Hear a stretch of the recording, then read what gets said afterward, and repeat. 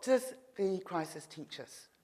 Qantas Airlines has an informal safety ethos. It's not printed anywhere, but it's one of the soundest things I've ever heard in my career. Every day you get away with it, statistically, you are that much closer. It is a phrase that keeps you honest, and it keeps you safe. If you sort of think about things and you think, you know, we did everything we could today, but mathematically, statistically, sod's law, it's out to get us. It keeps you clean, and it keeps you honest, and it keeps you grounded. It was a little sort of a statistical certainty that the mathematician models didn't have a look at. This crisis, as I said earlier on, was man-made. It was from the neck up.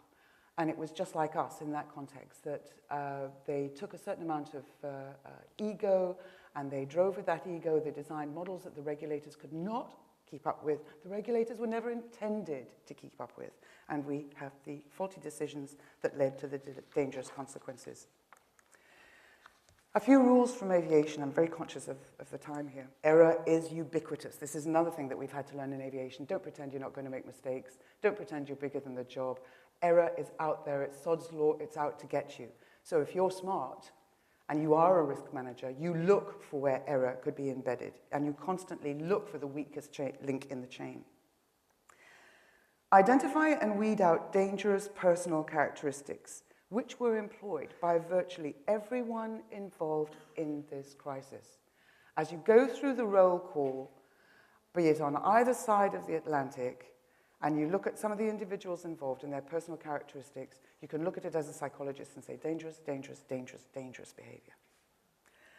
Look for, I repeat for here, it's funny that, look for unintended consequences. Again, blue sky thinking, situational awareness. Where is this going to take us? What's the worst thing that could happen to us? Because, ladies and gentlemen, they just don't burn their own toes. They take down an economy with them. And last but not least, admit you've got a problem.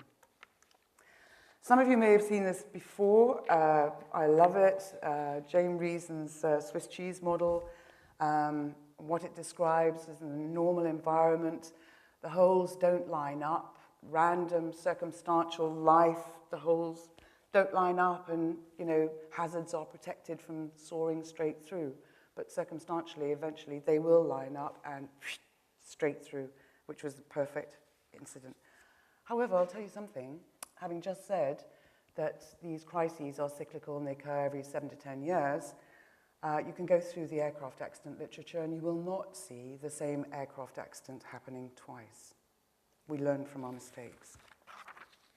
Lastly, as I said earlier on, there always will be a very natural and healthy tension between the regulators and commerciality. But the regulations are there for a reason. They're there to try and restrain and collar in these wild, maverick individuals playing wild, maverick games. Some of them were made a mockery of, and sometimes with people with very agile minds who designed outside of the scope of the regulation, but equally sometimes by very forceful people who intimidated the regulator. And once again, just as in aviation, the advancements of technology have introduced a new generation of risk and error. And so it is incumbent on all our industries to work hand in hand in understanding the systems and in regulating those systems so that we can avoid potential crises. Thank you very much.